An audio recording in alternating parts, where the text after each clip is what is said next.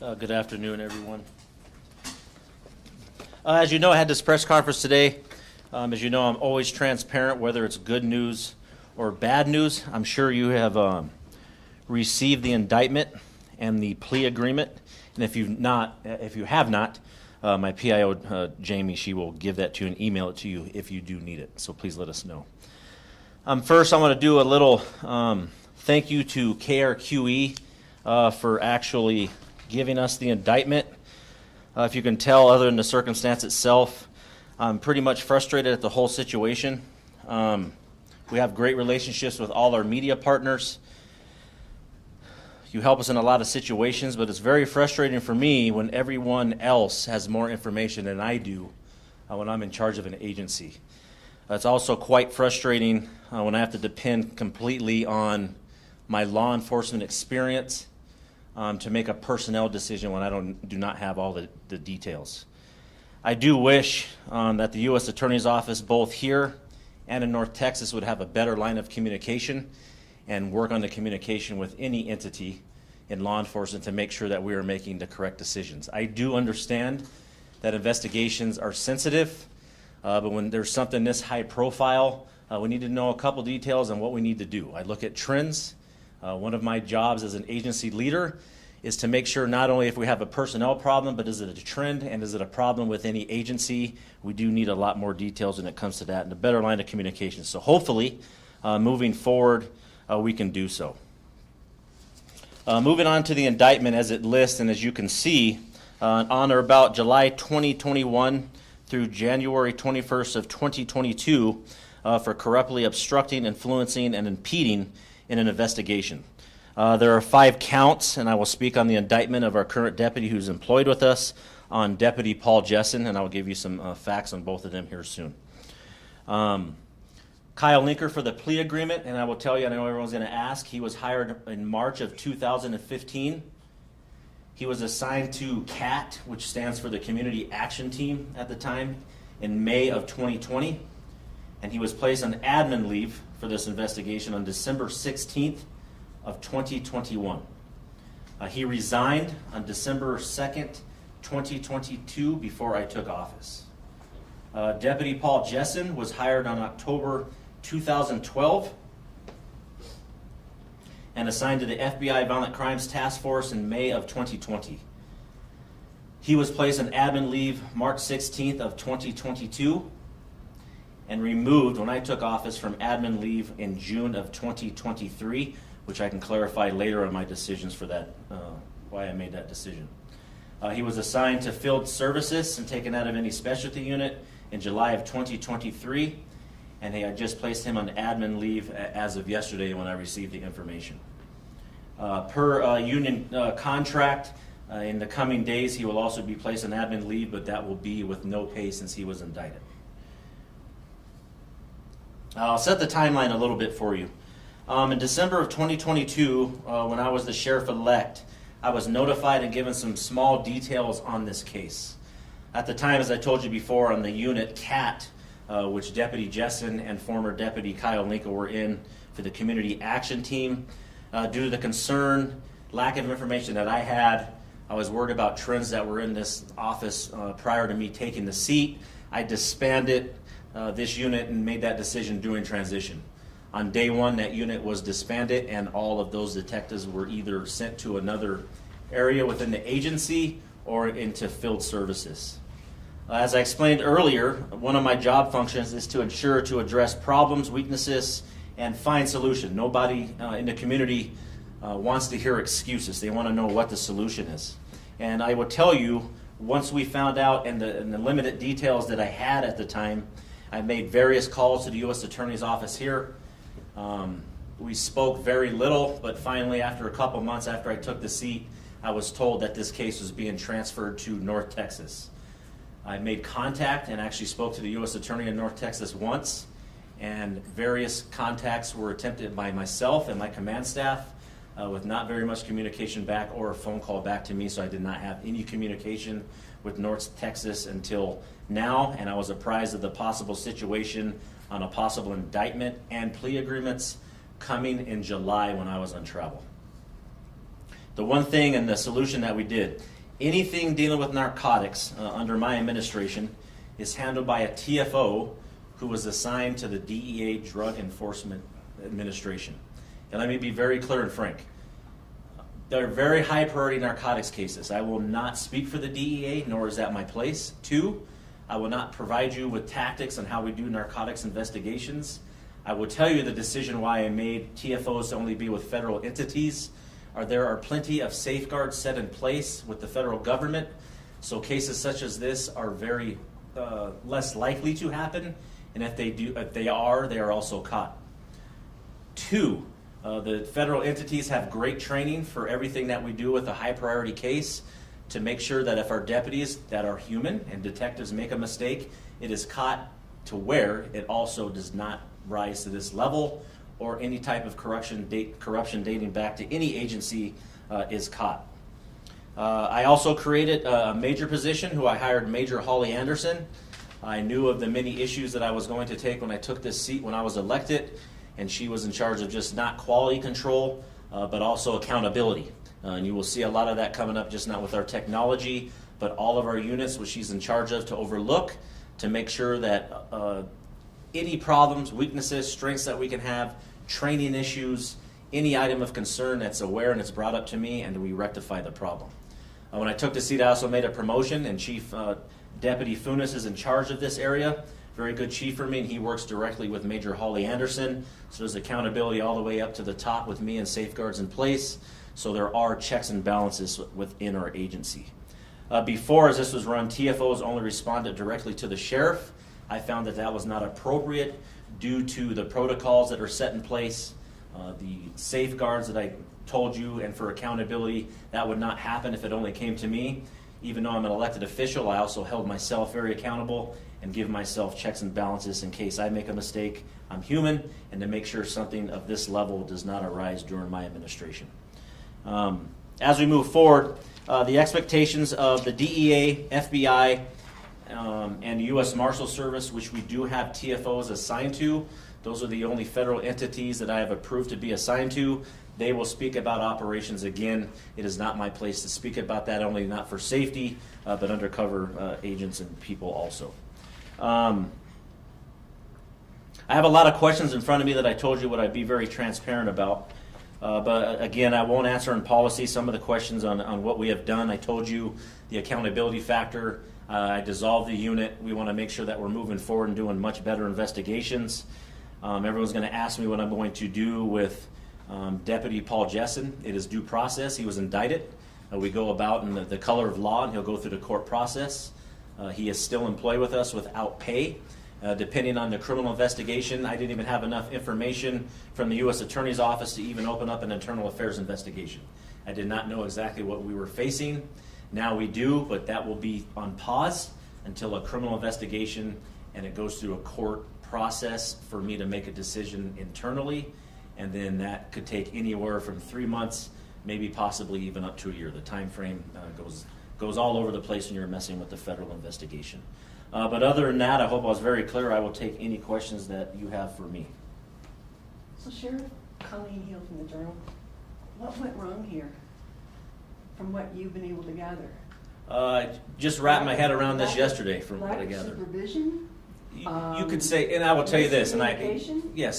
as I addressed earlier, as far as lack of communication, lack of supervision, there are safeguards when you have TFOs in a federal entity such as DEA. It's much better ran, the training, and everybody is on the same page. You don't have to worry about anything internally if you even do have any corruption. There are far too many safeguards that's put into place, whether you work for FBI, U.S. Marshals, ATF, or anyone.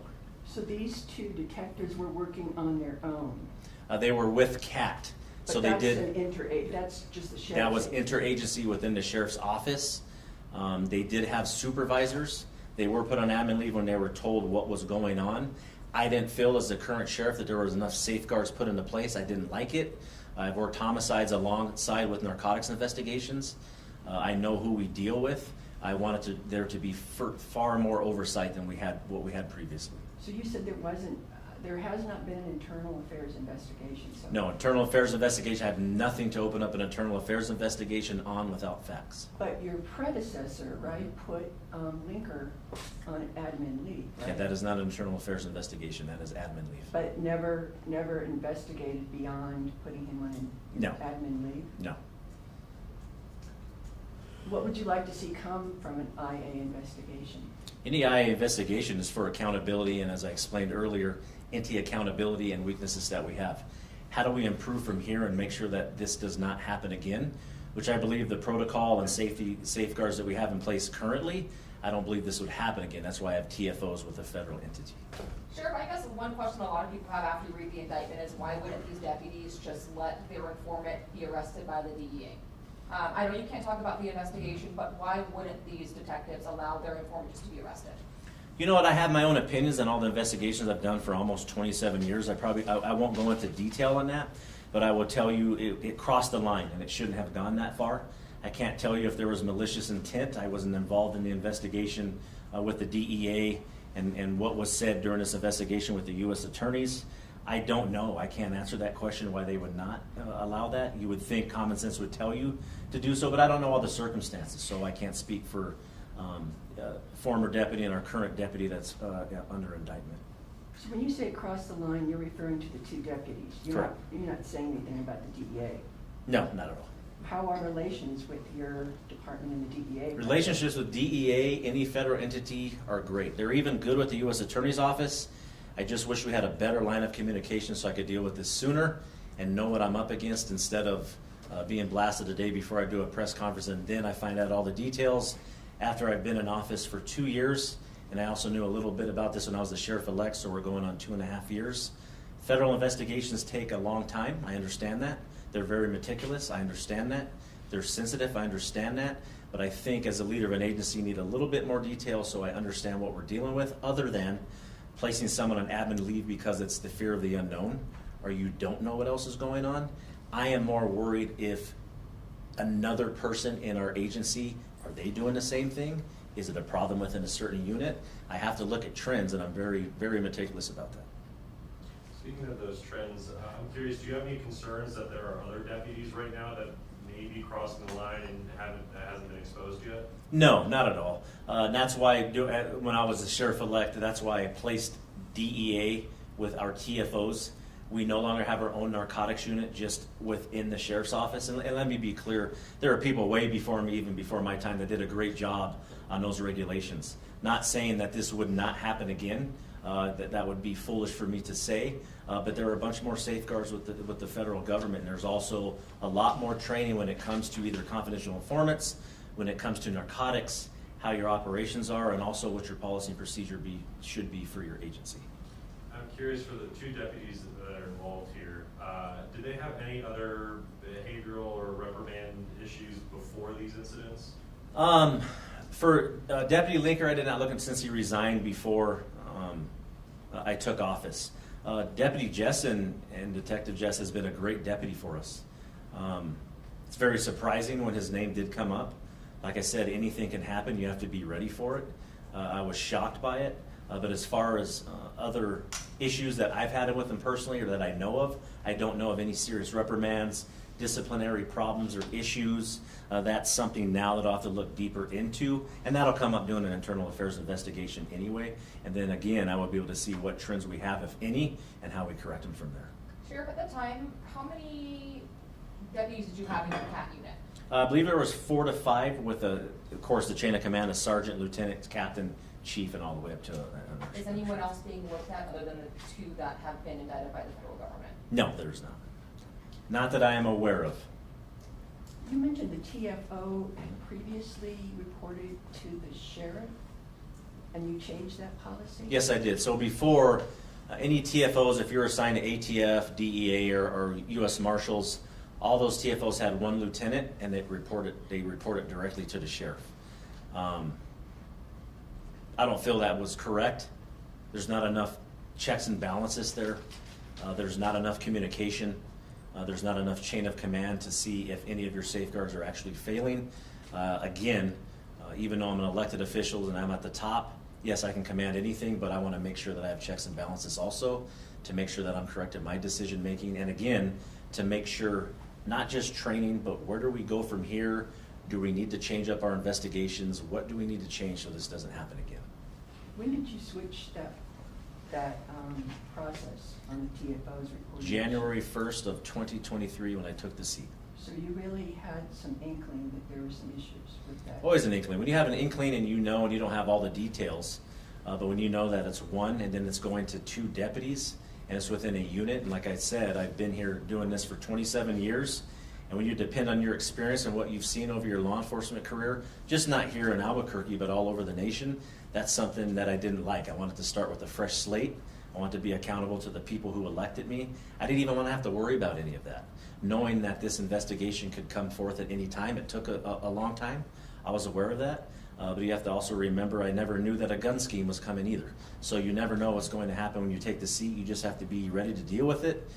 I am in charge now. I take full accountability. I don't blame it on anybody else. No one wants excuses. They want solutions, and that's what I'm here for. Do you think there's going to be any cases dismissed that maybe either one of those detectives have brought now that they're indicted? It's always a possibility. I can't speak specifically to any cases. Now that it's starting to unravel, now we will see what happens down the road. I can't predict any of that. I don't know. And then we'll look into it when it does and have to deal with it. You don't think there's more coming from the No, feds? I'm pretty confident there's not any more coming. Hopefully now we have better avenues of communication since the indictment was released. Now we delve into the problems and issues, and we do make sure that all the questions that you're asking, that it doesn't happen down the line. And I will assure you, if it does and if it has, that's something that I will address. I think people know me pretty well.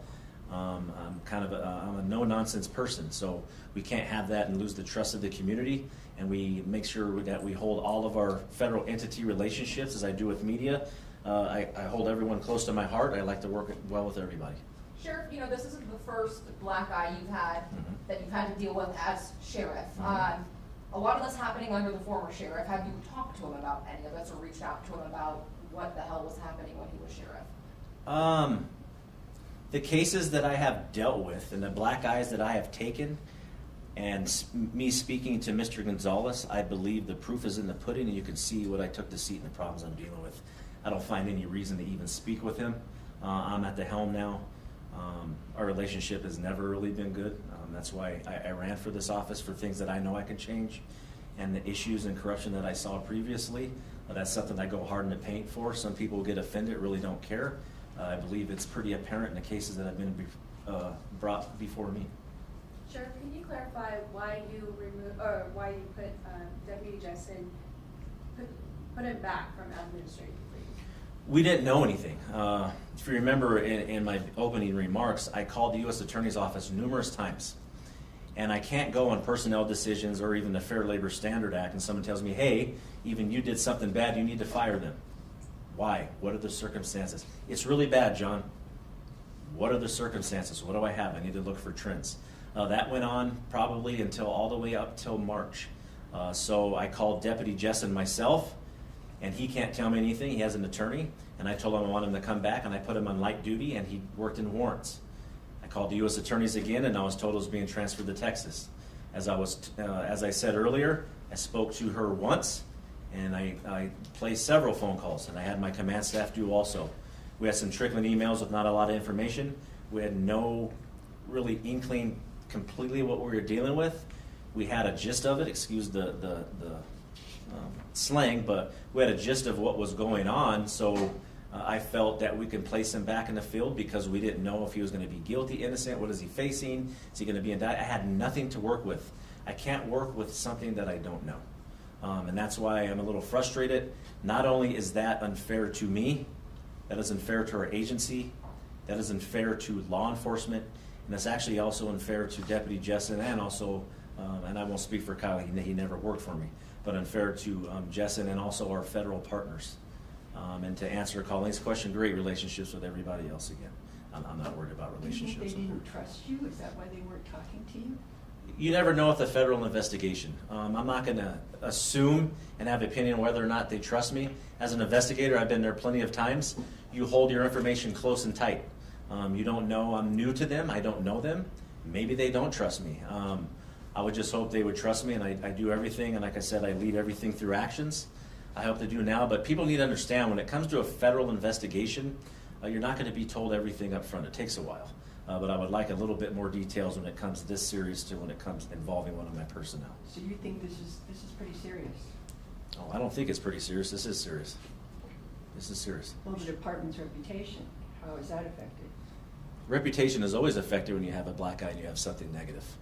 I think your reputation is always cured, or it's better when you're transparent with the deals that you're facing with, when you don't pass buck or you don't pass the blame, and you move forward and you have a solution to make sure that this doesn't happen again.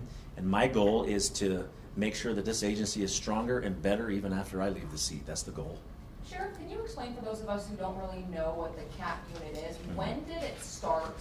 I mean, what was their primary job in that unit? You know, I don't remember the year. I want to say 2018 or 2019 before I retired. It was it was everything. It was a community action team. You deal with narcotics, you deal with property crimes, you deal with gangs. Too many things that went on and too many investigations that have cross-pollination. Nothing was specialized, so there's too many things going on. So they were a kind of do-it-all unit. That's what they called the community action team. What would be your message for the community today who might be concerned about BCSO's reputation or just accountability? I stood here before you before, and I'm a sheriff who takes accountability. I said it in one of the DWI arrests. You're giving all the haters fuel. That's what happens. It's my job to guide and direct the ship in the right direction. I think I have it in the right direction, regardless if this happened before I took the seat. That is a culture, and I said it before even when I was running for sheriff. There's a culture change that needs to happen, and we're doing it. You can ask anybody in this agency that when there's discipline handed down, I'm pretty swift. Some people don't agree with me, really don't care. I know what really needs to be done, and the community needs to trust in my leadership, and that's what we're trying to do. Can I ask about something unrelated to this? Yes, please Can you do. give us some details about the swap while we're here before we bombard Jamie with emails about the swap? I don't have all the details, but I know it's a barricaded subject at the Days Inn. I know this person is wanted for some felony warrants, and it's the U.S. Marshals are investigating. So like we're talking now, I know some of our TFOs are with the U.S. Marshals now, but he barricaded into Days Inn, and we are trying to get him out. They evacuated a couple of floors, and after this, I most likely will head over there and see what else is going on, but those are the only details I have now. I will tell you, I was downstairs in our new technology, our RTOC, and I was able to see it all just from here, which is great to see instead of me having to go to the scene each time. But that's all the information I have for now until I get to the scene. On that same line of maybe something off topic, is there any new information about the Bianca Quintana investigation? Maybe any reason as to why she was out late that night? No, I don't have any of that information. I have not been briefed on that probably since the funeral, since detectives and traffic unit are still working on that case. All right, thank you. Let me address something for you guys really quickly. We did have some people that were at the scene, the SWAT scene, and filming. We just ask that you don't film live. There's staircases, an exterior where our guys are kind of working different tactical angles. So just be cognizant of that whenever you're streaming. If you guys film, that's totally fine, obviously, but we just ask that you don't live stream it to your networks to give any sort of advantage to the suspect that we're trying to get. And then also, I did want to at least let you guys know, Linker is 33 years old. Jessen is 34 years old. I did get clarification on that as well. And if any of you guys need any additional information or anything, you'll know how to reach me. So thank you guys for coming today. Thank you.